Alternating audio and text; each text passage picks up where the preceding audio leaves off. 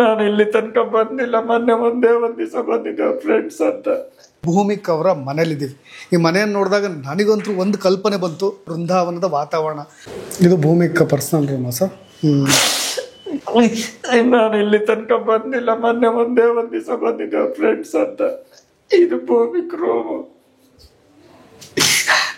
But ಕೇಳಿದ್ದು ಅಂದ್ರೆ ಅದೊಂದೇ, ನನಗೆ ಚಿಂಟು ಬೇಕು ಅಂತ. ಅದನ್ನ ಕೈನಲ್ಲಿ ಬರ್ಸಿದ್ದೆ, ಅದು ಕರ್ಸಿ ಬರ್ಸ್ಕೊಟ್ಟೆ ಅವನಿಗೆ. ಓದಕ್ ಕೂರ್ತಾ ಇದ್ದಿದ್ದು ಜಾಗ ಅದು. ಓ, ಇದು ಚಿಂಟುದು ಫೋಟೋ ಬೇಕು ಅಂತ ಹೇಳಿ ಬರ್ಸ್ಕೊಂಡಿದ್ದೆ ಸರ್. Okay okay. ಜೆರಿ ಅಂತ ನೋಡಿ, ಜೆರಿ, ಇದ್ರ ಹೆಸರು ಜೆರಿ ಅಂತ. ಬಾ ಚಿಂಟು. ಇನ್ನೊಂದು ಚಿಂಟು ಅಂತ ಒಂದಿದೆ. ಬರ್ತಾನೆ ಬಾ ಅಲ್ಲಿ ಬಾ ಮಗನೇ. ನೋಡಿ, ಅದು ತುಂಬಾ ಸ್ವರ್ಗೋಗ್ಬಿಟ್ಟಿದೆ ಅಂತ. ಅದು ಬರೀ ನೆಲಕ್ಕೆ ತಲೆ ಹಾಕಿ ಮಲ್ಕೊಂಡ್ಬಿಡುತ್ತೆ. ಸ್ನೇಹಿತರು ನಮಸ್ಕಾರ, ನಾನು ನಿಮ್ಮ ರಾಕೇಶ್ ಆರುಂಡಿ. ಪುತ್ರ ಶೋಕಂ ನಿರಂತರಂ ಅನ್ನೋ ಒಂದು ಗಾದೆ ಮಾತಿದೆ. ನಾನು ಬಹಳಷ್ಟು ಸರಿ ಈ ಮಾತನ್ನು ಹೇಳಬೇಕಾದ್ರೆ ತುಂಬ ಭಾವುಕನಾಗ್ತೀನಿ, ತುಂಬ ನೋವು ಕೂಡ ಇದೆ. ಇವತ್ತಿನ ಈ ಒಂದು ಎಪಿಸೋಡ್ ಬಹಳಷ್ಟು ಭಾವುಕವಾಗಿರುತ್ತೆ ಅಂತ ನಾನು ಕೂಡ ಭಾವಿಸ್ತೀನಿ. ಇಡೀ ಕರ್ನಾಟಕದ ಗಮನ ಸೆಳೆದಿದ್ದು ನಿಮಗೆಲ್ಲ ಗೊತ್ತಿರ್ಬೋದು, RCB ಒಂದು ದುರಂತ, ಕಾಲು ತುಳಿತದ ದುರಂತ. ಇವತ್ತು ನಾವು ಇದೇ ಭೂಮಿಕ್ ಅವರ ಮನೇಲಿದ್ದೀವಿ. ಈ ಮನೆಯನ್ನು ನೋಡಿದಾಗ ನನಗಂತೂ ಒಂದು ಕಲ್ಪನೆ ಬಂತು. ನೇರವಾಗಿ ನಾನು ಕ್ಯಾಮ್ರಾ ಪ್ಯಾನ್ ಮಾಡಿ ತೋರಿಸ್ತಾ ಇದ್ದೀನಿ. ಇವೆಲ್ಲ ಭಾವಚಿತ್ರಗಳನ್ನು ನೋಡ್ಬೋದು. ಮನೆಯ ತುಂಬೆಲ್ಲ ಒಂದು ರೀತಿಯಾದಂಥ ಬೃಂದಾವನದ ವಾತಾವರಣ. ಅದು ನನಗೆಲ್ಲ ಒಂದು ಕೊರಗಿದೆ ಬಹಳಷ್ಟು. ಅವರ ತಂದೆಗೆ ಅದೆಷ್ಟು ನೋವಿರಬೇಡ ಗೊತ್ತಿಲ್ಲ. ಇವತ್ತು ನೇರವಾಗಿ ಅವ್ರ ಕುಟುಂಬವನ್ನು ಸಂದರ್ಶನ ಮಾಡುವಂಥ ಒಂದು ಒಳ್ಳೆ ಅಪಾರ್ಚುನಿಟಿ ಸಿಕ್ಕಿದೆ ನನಗೆ. ಭಾಳಷ್ಟು ನೋವಿನ ಅಂಶಗಳನ್ನು ನಮ್ಮ ಸರ್ಕಾರಕ್ಕೆ ತಿವಿಯೋ ಕೆಲಸವನ್ನು ಕೂಡ ನಾನು ಮಾಡಬೇಕಾಗಿದೆ. ನಾನು ಈ ಮನೆಯನ್ನು ಬೃಂದಾವನಕ್ಕೆ ಹೋಲಿಸಿದೆ. ಆದರೆ ಮನೆಯಲ್ಲಿ ತುಂಟಾಟ ಆಡ್ತಕ್ಕಂಥ, ಅವರ ಪ್ರೀತಿಗೆ ಕಾರಣವಾಗಿದ್ದಂಥ, ಪ್ರಾಣಕ್ಕಿಂತ ಹೆಚ್ಚಾಗಿ ಪ್ರೀತಿಸ್ತಾ ಇದ್ದಂಥ ಮಗ ಇಲ್ಲ ಅಂದಾಗ ಅವರ ತಂದೆ ತಾಯಿಗೆ ಆಗ್ತಕ್ಕಂಥ ನೋವು ಅದು ಅಪರಿಮಿತ, ಅನಂತ ಅಂತ ಹೇಳಿ ನಾನು ಭಾವಿಸ್ತೀನಿ. ಸಹಜವಾಗಿ ಅನೇಕರಿಗೆ ಗೊತ್ತಾಗಲಿಕ್ಕಿಲ್ಲ ಅಂದ್ಕೊಳ್ತೀನಿ. ಯಾಕೆಂದರೆ ಭಾಳಷ್ಟು ತುಂಬ ಬಾಲಿಷ್ಯವಾಗೆಲ್ಲ ನೀವೆಲ್ಲ ಕಮೆಂಟ್ಸ್ ಮಾಡಿದ್ದೀರಿ. ಅದನ್ನು ನಾನು ಕೂಡ ಗಮನಿಸಿದ್ದೀನಿ. ಇದ್ರ ಕುರಿತಾಗಿ ನನ್ನ ಆಕ್ರೋಶವನ್ನು ಕೂಡ ನಾನು ಹೊರ ಹಾಕಿದ್ದೀನಿ. ಸಹಜವಾಗಿ ಆ ನೋವು ನಿಮಗೆ ಅರ್ಥವಾಗೋದಿಲ್ಲ ಅಂತ ನಾನು ಅಂದುಕೊಳ್ತೀನಿ. ಯಾಕೆಂದರೆ ಪ್ರತಿಯೊಬ್ಬರು ಮನೆಯಲ್ಲೂ ಆ ಥರದ ಸಣ್ಣ ಪುಟ್ಟ ಆಘಾತಗಳಾಗಲಿ ಅಂತ ನಾನು ಹೇಳ್ತಾ ಇಲ್ಲ. ಆ ಥರದ ಆಘಾತ ಆದಾಗ ಅದರಿಂದ ಹೊರಗೆ ಬರೋದು ಎಷ್ಟು ಕಷ್ಟ ಅನ್ನೋದು ನಿಮಗೆ ಅರಿವಿಗೆ ಬಂದಾಗ ಮಾತ್ರ ಅವರ ತಂದೆ ತಾಯಿಗಳನ್ನು ನೀವು ಕೂಡ ತುಂಬ ರೆಸ್ಪೆಕ್ಟ್ ಮಾಡ್ತೀರಿ. ಭೂಮಿಕ್ ಆ ಒಂದು ಆಘಾತ ದುರಂತಕ್ಕೆ ಕಾರಣ ಅನೇಕ ಕಾರಣಗಳು ಕೂಡ ಇರ್ಬೋದು. ಭಾಳಷ್ಟು ಜನ ಸರ್ಕಾರದ ವೈಫಲ್ಯ ಅಂತ ಕೂಡ ಹೇಳ್ಬೋದು. ಮತ್ತು ನಮ್ಮ ಜೊತೆ ಲಕ್ಷ್ಮಣ್ ಸರ್ ಇದ್ದಾರೆ. ನೇರವಾಗಿ ಅವ್ರನ್ನ ನಾನು ಸಂದರ್ಶನ ಮಾಡ್ತಾ ಹೋಗ್ತೀನಿ. ಸರ್ ನಮಸ್ತೆ. ನಮಸ್ಕಾರ. ಅವನ ಬಗ್ಗೆ ಏನು ಹೇಳಿದ್ರು ಕಮ್ಮಿನೇ ಇದೆ ಬಿಡಿ. ಅವನ ಬಗ್ಗೆ ನಾನು ಅವ್ರ ಅಪ್ಪ ಆಗಿದ್ದೀನಿ ಅಂತ ಹೇಳೋದಲ್ಲ. ಅವನ ಬಗ್ಗೆ ಏನು ಹೇಳಿದ್ರು ಕಮ್ಮಿನೇ. ಅವ್ನು ಯಾವ ಥರ ಹುಡುಗ, ನಾನು ಹೇಳಿದರೆ ನನ್ನ ಮಗಕ್ಕೆ ಸಪೋರ್ಟಿವ್ ಆಗಿ ಹೇಳ್ತಾರೆ. ಮಗ ಯಾವತ್ತು ತಂದೆ ತಾಯಿಗಳಿಗೆ ಅಂತಾರೆ. ಅವನು ಬೇರೆ ಥರನೇ ಇದ್ದ. ಅವನು ನನ್ನ ಮಗ ಸತ್ಯ ಅಂದರೆ ಭೂಮಿಕ್ಕು, ನಿಜ ಅಂದರೆ ಭೂಮಿಕ್ಕು ಅಷ್ಟೇ. ಅವನು ಯಾವುದೇ ರೀತಿ ಅದು ಬೇರೆಯವರಾಗಲಿ, ತಾತ ಅಜ್ಜಿ ದೊಡ್ಡಪ್ಪ ಅಥವಾ ಬೇರೆಯವರಾಗಲಿ ಯಾರಿಗೂ ಭೂಮಿಕ್ ಅಂದರೆ ಭೂಮಿಕೆ. ಅಕ್ಕಪಕ್ಕದವ್ರು ಎಲ್ಲರೂ ಹೇಳ್ತಾಯಿದ್ರು, ಹುಟ್ಟಿದ್ರೆ ಭೂಮಿಕನ್ ಥರ ಮಗ ಇರಬೇಕು ಮನೇಲಿ ಅಂತ ಹೇಳ್ತಾಯಿದ್ರು. ಇವತ್ತು ಅಂಥ ಮಗನ ಕಳ್ಕೊಂಡಿದ್ದೀನಿ. ಎಲ್ಲರೂ ಭೂಮಿಕೆಗೆ ಕಂಪೇರ್ ಮಾಡ್ತಾಯಿದ್ರು. ಯಾವುದೇ ಮನೆಗೆ ಹೋದ್ರೂ, ಊರಿಗೆ ಹೋದ್ರೂ ಸಾಕು, ಅವ್ನು ನೋಡು ಹೆಂಗಿದ್ದಾನೆ. ಎಲ್ಲರಿಗೂ ಮಾದರಿಯಾಗಿದ್ದ. ಅವನ ಬಗ್ಗೆ ನಾವು ಏನು ಹೇಳಂಗೂ ಇಲ್ಲ ಬಿಡಿ. ಏನು ಹೇಳಿದ್ರು ಕಮ್ಮಿನೇ. ನಾವು ತಂದೆ ತಾಯಿ ಹೇಳೋದಲ್ಲ, ಅವ್ನು ಬೇರೆಯವ್ರ ಕೆಲವು ಕೇಳಿ ನೋಡಿ. ಅವನು ಏನು ಹೇಳಿದ್ರು ಕಮ್ಮಿನೇ. ಅಷ್ಟು ಸಿಂಪಲ್ಲಾಗಿ ಅವನು ಏನು ಹುಡುಗಿ ಇರ್ಬೋದು, ಅವನು ಬೇಕು ಅಂತ ಕೇಳ್ತಾ ಇರಲಿಲ್ಲ. ಅಪ್ಪಂತವ್ ದುಡ್ಡಿದೆ, ಅದು ಬೇಕು ಇದು ಬೇಕು, ಯಾವುದು ಒಂದೂ ಕೇಳ್ತಾ ಇರಲಿಲ್ಲ. ಅವನ ಹೆಸ್ರು ಹೇಳಿದ್ರೆ ಅಷ್ಟೇ ಅವನಿಗೆ ಸೀಮಿತ. ಅವನ ಹೆಸ್ರು ಹೇಳಿಲ್ಲ ಅಂದ್ರೆ ಅದಕ್ಕೆ ಎಂಟ್ರಿನೇ ಆಗ್ತಾಯಿರಲಿಲ್ಲ. ಅವನ ಬಗ್ಗೆ ಎಷ್ಟು ಹೇಳಿದ್ರು ಕಮ್ಮಿನೇ ಬಿಡಿ. ಏನಂದರೆ ನೀವು ಬಂದಿದ್ದೀರಾ, ನಿಮ್ಮನ್ನೇ ಮತ್ತೆ ಬೇರೆ ಥರ ಕಮೆಂಟ್ ಮಾಡ್ತಾರೆ. ನಾನು ಏನು ಹೇಳೋಕ್ಕೂ ಹೋಗಲ್ಲ ಜಾಸ್ತಿ. ಅದು ನನಗೆ ಮತ್ತೆ ಅವ್ರಿಗೆ ಕಮೆಂಟ್ ಮಾಡಿ ನಾನು ಸಹಿಸ್ಕೊಳ್ಳೋಕ್ಕೂ ಆಗಲ್ಲ. ಅದಕ್ಕೋಸ್ಕರ ನಾನು ಯಾವುದೇ ಮೀಡಿಯಾದವ್ರನ್ನೂ ನೀವು ಮನೆ ಒಳಗಡೆ ಬಿಟ್ಟಿರಲಿಲ್ಲ. ನೀವು ಅವತ್ತು ನನ್ನ ಪರವಾಗಿ ನಿಂತಿರೋದಕ್ಕೆ ನಿಮಗೆ. ಅವನು ಯಾವ ಲೆವೆಲಿಗೆ ಸಿಂಪಲ್ ಇದ್ದ ಅಂದರೆ ಅದನ್ನು ಯಾರು ಸ್ಲಿಪ್ಪರ್ ತುಣಿಬಾರ್ದು ಅಂತ ಹೇಳ್ಬಿಟ್ಟು ನಾನು ತಂದು ಇಟ್ಟಿದ್ದೀನಿ. ಅವನು ಹಾಕ್ತಾ ಇದ್ದಿದ್ದು ಚಪ್ಪಲು ಎಷ್ಟು ಸಿಂಪಲ್ ಇದೆ ಅಂತ ಅಂದರೆ, ಅವನು ಯಾವುದು ಬೇಕು ಅಂತ ಕೇಳ್ತಿರ್ಲಿಲ್ಲ. ಅವನಿಗೆ ನಾನು ತಕ್ಕೊಟ್ಟಿದ್ದು, ಅವನು ಕೇಳಲ್ಲ ಅಂತ ತಕ್ಕೊಟ್ಟಿದ್ದು ಶೂ ನೋಡಿ ಹೊಸದು 1.5 ವರ್ಷ ಆಯ್ತು ಅಲ್ಲ. ಇದು ನೋಡಿ ಒಂದೇ ಒಂದು ಆಗಿದ್ದು ಶೂನ ಅವನು ಯೂಸ್ ಮಾಡ್ತಾ ಇರಲಿಲ್ಲ.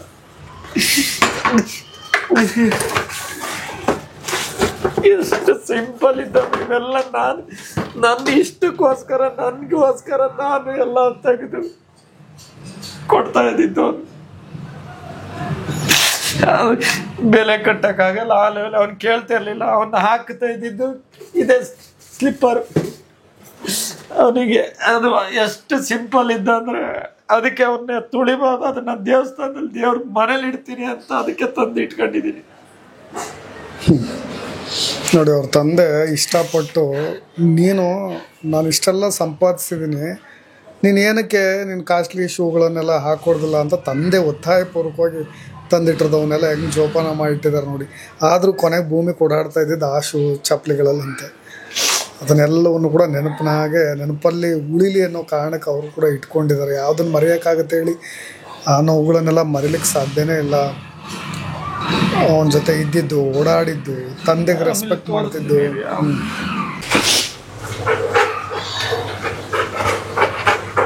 ನಡಿ ನಡಿ ನಡಿ ಬಾ ಚಿಂಟ, ಬಾ ಅಣ್ಣ ರೂಮಿಗೆ ಬಾ.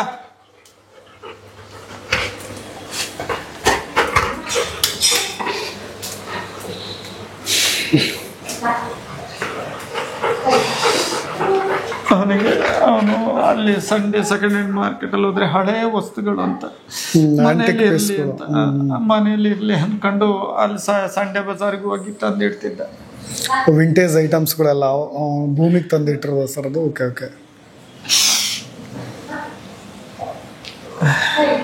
ಕೆಲವೊಂದು ಸರಿ ನೋಡಿ ಸರ್, ಎಷ್ಟು ತನ್ನ ಮಗನಿಗೋಸ್ಕರ ಏನೆಲ್ಲ ಕಷ್ಟಪಟ್ಟು ತಂದೆ ತಾಯಿಗಳು ದುಡಿತಾರೆ, ಏನೆಲ್ಲ ಮಾಡ್ಬಿಡ್ತಾರೆ. ನನಗೆ ಅವನಿಗೋಸ್ಕರ ಏನೇನೆಲ್ಲ ಮಾಡಿದೆ.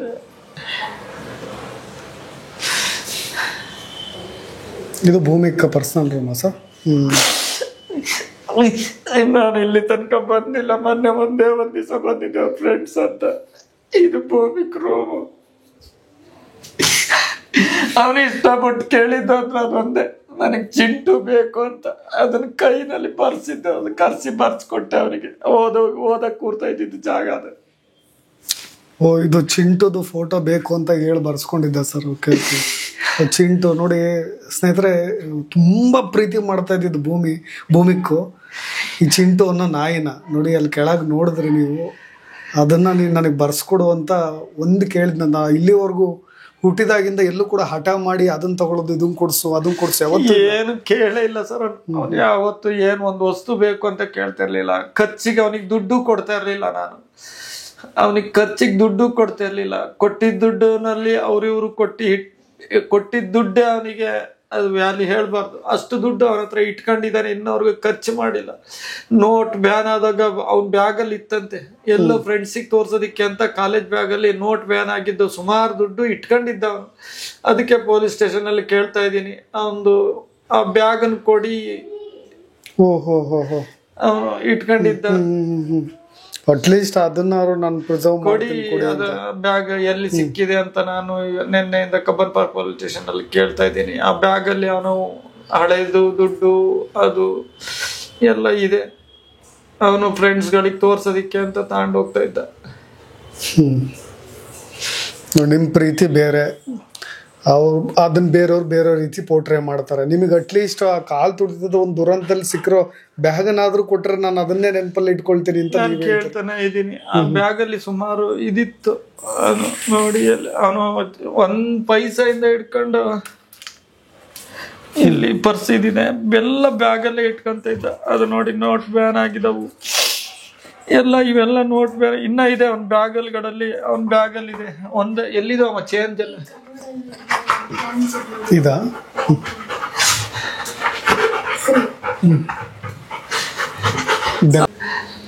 ನಿಮ್ದೆಲ್ಲ ಬಿಸ್ನೆಸ್ ನೋಡ್ಕೊಳ್ತಾ ಒಂದ್ ಸ್ವಲ್ಪ ನಿಮಗೆ ಸಪೋರ್ಟಿವ್ ಮಾಡ್ತಾ ಇದ್ದ. ರಾತ್ರಿ ಇಲ್ಲಿ ಮಲಗ್ತಾ ಇದ್ದ. ಇಲ್ಲಿ ಸಪೋಸ್ ನಿದ್ರೆ ಬಂತು ಅಂದ್ರೆ ಆ ಕಡೆದ ಒಂದು ರೂಮ್ ಇದೆ, ಅವ ಆ ಕಡೆದ ಬಾಗಿಲು ತೆಗೆದು ಲೈಟ್ ಹಾಕು, ಬೇರೆ ಥರದ ಹವ್ಯಾಸಗಳು ಯಾವ್ದು ಇರಲಿಲ್ಲ ಸರ್? ಮಗನ್ ಯಾವ ರೀತಿಯ ಡಿಸಿಪ್ಲಿನ್ ಸಾಕಿದ್ರಿ ಸರ್? ಅಟ್ಲೀಸ್ಟ್ ಅವ್ನು ಬೆಳೆದಿದ್ದು ಅದೇ ರೀತಿಯಾಗಿದೆ ಹಂಗೆ ಇದ್ದ ಸರ್. ಯಾರು ಬಂದ್ ಮಾತಾಡಿದ್ರು ಒಂದ್ ಸ್ಮೈಲ್ ಇತ್ತು. ಅವನಿಗೆ ಎಷ್ಟ್ ಬೇಕು ಅಷ್ಟೇ ಮಾತಾಡ್ತಾ ಇದ್ದ. 2 ಮಾತು ಮಾತಾಡ್ತಾ ಇದ್ದ. ಯಾರ ಜೊತೆನು ಅವನಿಗೆ ಎಷ್ಟೇ ಯಾರು ಏನೇ ಅಂದ್ರೂ ತಿರ್ಗಿ ರಿವರ್ಸ್ ಮಾತಾಡ್ತಾ ಇರ್ಲಿಲ್ಲ. ಯಾವತ್ತೂ ಇಲ್ಲಿ ತನಕ ನನ್ ಕಣ್ಣು ಎದುರುಗಡೆನೆ ನೋಡಿಲ್ಲ. ರಿವರ್ಸ್ ಯಾರಿಗೂ ಮಾತಾಡಿದ್ದೇ ನೋಡಿಲ್ಲ ನಾನು. ಅವ್ರ ಕಾಲೇಜಲ್ಲೆಲ್ಲ ಕೇಳಿದ್ರು ಅವ್ರು ಒಂದೇ ಒಂದು ಯಾರು ಅವನ ಬಗ್ಗೆ ನಾವು ಮಾತಾಡೋದಿಕ್ಕೆ ಆಗಲ್ಲ ಬಿಡಿ ಅಂತಿದ್ರು. ಆ ಲೆವೆಲ್ಗೆ ಇದ್ದ. ಕಾಲೇಜ್ ಇರ್ಬೋದು, ಸ್ಕೂಲ್ ಇರ್ಬೋದು, ಎಲ್ಲಿನೂ ಅವನ ಬಗ್ಗೆ ನಾವು ಮಾತಾಡಕ್ಕೆ ಚಾನ್ಸೇ ಕೊಟ್ಟಿರ್ಲಿಲ್ಲ. ಅಟ್ಲೀಸ್ಟ್ ಏನೋ ಅವ್ರ ಫ್ರೆಂಡ್ಸ್ಗಳ ಬ್ಯಾಡ್ ಹ್ಯಾಬಿಟ್ಸ್ ಬಗ್ಗೆ ಯಾವತ್ತೂ ಮಾತಾಡಿಲ್ಲ. ಅವನು ಯಾವ ಲೆವೆಲ್ ಇದ್ದ ಅಂದ್ರೆ ಕ್ಲಾಸಲ್ಲಿ ಮೊನ್ನೆ ಇನ್ಸಿಡೆಂಟ್ ಆದಾಗ್ಲೂ ಕೇಳ್ದೆ, ಯಾರ ಜೊತೆಗೆ ಏನ್ ಮಾತಾಡ್ದ, ಏನಾರ ಹೇಳಿದ್ನಪ್ಪ, ಎಲ್ಲ ಯಾರ ಹತ್ರನಾರು ದುಡ್ಡು ಇಸ್ಕೊಂಡಿದ್ರ ಅಂಕಲ್ ಅವ್ನ್ ದುಡ್ಡು ಇಸ್ಕೊಳೋದು ಎಲ್ಲಿ? ನಮ್ಮ ಹತ್ರ ಎಷ್ಟ್ ಬೇಕಷ್ಟೇ, ನಾವೇ ಅವನ ಹತ್ರ ಯಾವ್ದಿದ್ದು ಇಸ್ಕೊಂಡ್ ತಿಂತ ಇದ್ದು. ಅವ್ನ್ ನಮ್ಮ ಹತ್ರ ₹1 ದುಡ್ಡು ಇಸ್ಕೊಂಡಿದ್ದೆಲ್ಲ ದುಡ್ಡು ಕೇಳ್ತಾನೂ ಇರ್ಲಿಲ್ಲ. ಅವನು ಯಾರ ಹತ್ರನೂ ದುಡ್ಡು ಇಸ್ಕೊಂಡಿಲ್ಲ. ನಾವೇ ಅವನ ಹತ್ರ ಏನಾರು ತೆಗಿಸ್ಕೊಂತ ಇದ್ದು. ಅವನು ಆ ತರ ಯಾರ ಹತ್ರನೂ ಇರ್ಲಿಲ್ಲ. ಯಾವ್ದೂನು ಅವನಿಗೆ ಇರ್ಲೇ ಇಲ್ಲ ಬಿಡಿ ಸರ್. ಯಾರ ಹತ್ರನೂ ಇಸ್ಕೊಂಡು ತಿಂತ ಇರ್ಲಿಲ್ಲ. ಅವನದೇ ಒಂದು ಅವನಿಗಿತ್ತು. ಅವನು ಎಷ್ಟು ಸಿಂಪಲ್ ಆಗಿದ್ದ ಅಂದ್ರೆ ಹೇಳ್ಕೊಳಕ್ಕಾಗಲ್ಲ. ಅದು ಹೇಳ್ಕೊಂಡ್ರು ನನಗೂ ಸ್ವಲ್ಪ ಮುಜುಗರ ಆಗುತ್ತೆ. ಬಟ್ಟೆ ಅಂತ ಬಟ್ಟೆಗೆ ದುಡ್ಡು ಕೊಟ್ರೆ ನೀವು ಅಲ್ಲಿ ತೆಗಿಬೋದು. ನಾನು 20 ವರ್ಷದ ಪ್ಯಾಂಟ್, ನಾನು ಹಾಕಿದ ಪ್ಯಾಂಟ್ನ ಆಲ್ಟ್ರ್ ಮಾಡಿ ಈ ಕಡೆ ತೆಗಿರಿ. ನಂದು ಪ್ಯಾಂಟ್ನ ಆಲ್ಟ್ರ್ ಮಾಡಿ ಅಪ್ಪ ವೇಸ್ಟ್ ಆಗುತ್ತೆ ಅಂತ ಹೇಳ್ಬಿಟ್ಟು ನನ್ನ ಪ್ಯಾಂಟ್ನೆಲ್ಲ ಆಲ್ಟ್ರ್ ಮಾಡಿ ಅವ್ರ ತಾಯಿ ಕೊಡ್ತಾರೆ. ಆಲ್ಟ್ರ್ ಮಾಡಿ ಹಾಕ್ಸಿದ್ದ 5-6 ಪ್ಯಾಂಟು. ದುಡ್ಡನ್ನ ಸಿಂಪಲ್ ಅಂದ್ರೆ ಯಾವ್ದಿದೆ ಅದೇನೆ, ಅದು ಬೇಕು ಇದು ಬೇಕು ಅಂತ ಕಾಯಿನೆಲ್ಲ ಇಟ್ಟಿದ್ದೆಲ್ಲ. ನಾನು ಆಕ್ಚುಲಿ ಈ ವಿಡಿಯೋ ಮುಖಾಂತರವಾಗಿ ಒಂದು ಸೂಕ್ಷ್ಮತೆ, ನಾನು ಯಾಕೆ ಸರ್ಕಾರಕ್ಕೆ ಇದ್ರದೊಂದು ಸೂಕ್ಷ್ಮತೆ, ಈ ಪ್ರೀತಿಯ ಸೂಕ್ಷ್ಮತೆಯನ್ನ ಸರ್ಕಾರಕ್ಕೆ ನಾನು ಅರ್ಥ ಮಾಡಿಸ್ತಾ ಇದ್ದೀನಿ ಅಂತ ಅಂದ್ಕೊಳ್ತೀನಿ. ನಾನು ಅವರಂತರೂ ಮಾತಾಡೋದಿಲ್ಲ ಬಿಡಿ, ಅವ್ರು ಯಾವ ರಾಜಕೀಯ ಪಕ್ಷಗಳು ಬೇಡ, ನಾನು ಅದರಿಂದ ಹೊರತಾಗಿದ್ದೀನಿ ಅಂತ. ತಂದೆ ಒಬ್ಬ ತಾಯಿಯ ಪ್ರೀತಿ ಯಾವ ಮಟ್ಟಿಗಿದೆ ಅನ್ನೋ ಸೂಕ್ಷ್ಮತೆನ ಅರ್ಥ ಮಾಡ್ಕೊಂಡಿದ್ರೆ ಕನಿಷ್ಠ ಪಕ್ಷ ಸರ್ಕಾರಗಳು ಈ ವಿಚಾರದಲ್ಲಿ ಎಚ್ಚೆತ್ಕೊಂಡು ಮುಂದೆ ಯಾವುದೇ ಕಾರ್ಯಕ್ರಮಗಳನ್ನ ಆಯೋಜನೆ ಮಾಡಬೇಕಾದ್ರೂ ಎಷ್ಟು ಪೂರ್ವ ಸಿದ್ಧತೆ ಮಾಡ್ಕೊಳ್ಬೇಕಾಗತ್ತೆ ಅಂತ ನಾನು ಈ ದೃಶ್ಯದಲ್ಲಿ ಅವ್ರನ್ನೆಲ್ಲ ಮಾತಾಡಿಸ್ತಾ ಇರೋದು. ಅವ್ರ ಮಗನ ಮೇಲೆ ಇರ್ತಕ್ಕಂಥ ಪ್ರೀತಿ, ಒಬ್ಬ ತಂದೆ ತಾಯಿಗೆ ಇರ್ತಕ್ಕಂಥ ನೋವಿನ ಆಳ ಅಗಲಗಳ ಬಗ್ಗೆ ನಿಮಗೆ ಅರ್ಥ ಮಾಡಿಸ್ತಿದ್ದೀನಿ ಅಷ್ಟೇ. ಇದೆಲ್ಲ ಬೇರೆ ಅನ್ಯತಾ ನೀವು ಕೂಡ ಭಾವಿಸೋ ಅಗತ್ಯವೂ ಕೂಡ ಇಲ್ಲ. ಸರ್ ಇಲ್ಲಿ 10 ಗಂಟೆವರೆಗೂ ಓದ್ತಿದ್ದ. ಇಲ್ಲಿ ನಿದ್ರೆ ಬರುತ್ತೆ ಅಂದ್ರೆ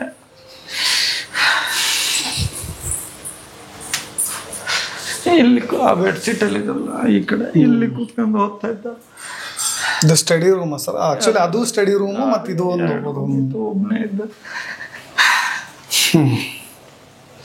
ಎಲ್ಲದೂ ಮಗನಿಗೋಸ್ಕರ, ಎಲ್ಲದೂ ಮಗನಿಗೋಸ್ಕರ. ನೀವು ಪ್ರತಿಯೊಂದು ದಿನ ಬದುಕಿರೋದು ಮಗನಿಗೋಸ್ಕರ, ಪ್ರತಿ ಕ್ಷಣ ಬಾಳಿರೋದು ಮಗನಿಗೋಸ್ಕರ ಅನಿಸ್ತಾ ಇದೆ ಸರ್ ನನಗೆ. ನಿಮ್ಮ ಮಾತುಗಳಲ್ಲಿ ಗೊತ್ತಾಗ್ತಾ ಇದೆ, ನೀವು ಅದನ್ನು ವ್ಯಕ್ತಪಡಿಸೋದ್ರಲ್ಲಿ ಗೊತ್ತಾಗ್ತಾ ಇದೆ, ನೀವು ಅದನ್ನು ಅರ್ಥಪಡಿಸೋದ್ರಲ್ಲಿ ಗೊತ್ತಾಗ್ತಾ ಇದೆ ಮಗನಿಗೋಸ್ಕರ ಯಾವ ರೀತಿಯಾಗಿ ಬದುಕಿದಿರಿ ಅಂತ. ಭಾಳ ಜನ ನನ್ಗೆ ಅದು ಒಂದು ಪ್ರಶ್ನೆ ಇದೆ ಸರ್. ನಾನು ಅದನ್ನು ಕೂಡ ಅರ್ಥಪಡಿಸೋಕೆ ಇಷ್ಟಪಡ್ತೀನಿ. ಇಷ್ಟೆಲ್ಲ ಮಾತಾಡ್ತಾರೆ, ಇಷ್ಟು ದುಃಖ ವ್ಯಕ್ತಪಡಿಸ್ತಾರೆ, ಇನ್ನೊಬ್ಬ ದತ್ತು ಮಗನ್ ತೆಗೆದುಕೊಂಡು ಆ ಥರ ಈ ನೋವಿಂದ ಹೊರ ಬರೋದು ಹೇಗೆ? ಆ ಪ್ಲೇಸ್ ಇರ್ರೀಪ್ಲೇಸಬಲ್, ಅದು ಯಾರು ಆ ಜಾಗ ತುಂಬಕ್ಕಾಗಲ್ಲ. ಇದೇ ಮೀಡಿಯಾದಲ್ಲಿ ನೋಡಿ, ಇದ್ರ ನೋಡಿ ಎಷ್ಟೊಂದ್ ಜನ ಕಾಲ್ ಮಾಡಿ ಕೇಳಿದ್ರು, ನಾವು ಕೊಡ್ತೀವಿ ಇದ್ ಮಾಡ್ಕೊಳ್ಳಿ ಅಂತ.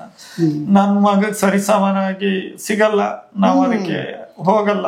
ನಮ್ ಇರೋವರ್ಗು ನಾವೇನ್ ಇರ್ಬೇಕು, ಎಷ್ಟು ದಿವಸ ಇರ್ತೀವೋ ಹಂಗೆ ಇರ್ತೀವಿ.